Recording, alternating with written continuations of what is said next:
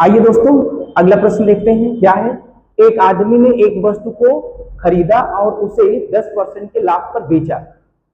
यदि उसने 20% कम में खरीदा होता और उसे 1000 रुपए अधिक से बेचा होता तो उसे 40% का कमाया होता। तो उसने 40% कमाया होता। वस्तु का क्रय मूल्य क्या है?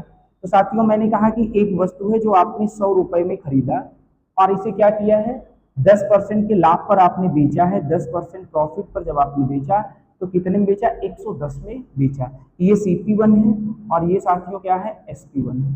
अब आपसे कह रहा है कि 20% कम में खरीदा, इसे कितने में खरीदा है 20% कम में। यदि 100 की वस्तु 20% कम में खरीदोगे तो यहाँ से CP2 जो आएगा वो 80 आ जाएगा साथियों। क्या आ जाएगा 80। अब आपसे कह रहा है ना कि 1000 रुपए अधिक से बेचा होता तो उसने 40% कमाया होता। 40% कमाया होने का मतलब 40% की प्रॉफिट पर बेच रहा है 40%। अगर 80 की वस्तु पर 40% का लाभ होगा 40/100 तो जो यहां से प्रॉफिट निकल करके आएगी 2 जीरो कट जाएगा 8 चौक 32। 80 + 32 80 में 32 जोड़ेंगे तो 112। ये आपका साथियों आएगा SP2 आएगा।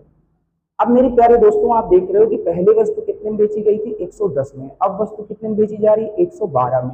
तो 110 से 112 जाने के लिए 2 रुपए का आपको लाभ हो रहा है। ये 2 रुपए का जो लाभ है ये कितने के बराबर है, यानी 2 रुपए जो आप अधिक में बेच रहे हो। 2 रुपए किसमें बेच रहे हो, पहले 110 में बेचते थे अब 112 में बेच रहे हो। आप 2 रुपए अधिक में बेच रहे हो। ये 2 यूनिट का जो मान है ये किसके बराबर है, तो आप कहेंगे 1000 के बराबर है। किसके बराबर है 1000 के बराबर है। यहां से 1 यूनिट यदि आप कैलकुलेट करोगे तो 1 यूनिट बराबर कितना आ जाएगा 2 पंचे 10 यानी 500 के बराबर आ जाएगा। आपको निकालना क्या है वस्तु का क्रय मूल्य यानी कि 100 यूनिट आपको निकालना है।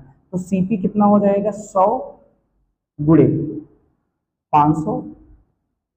तो 5 के बाद 2 जीरो है ही है, 2 जीरो और बढ़ा लेंगे तो कितना आ गया 50,000। कितना आ गया 50,000 यानी option number A is a right answer.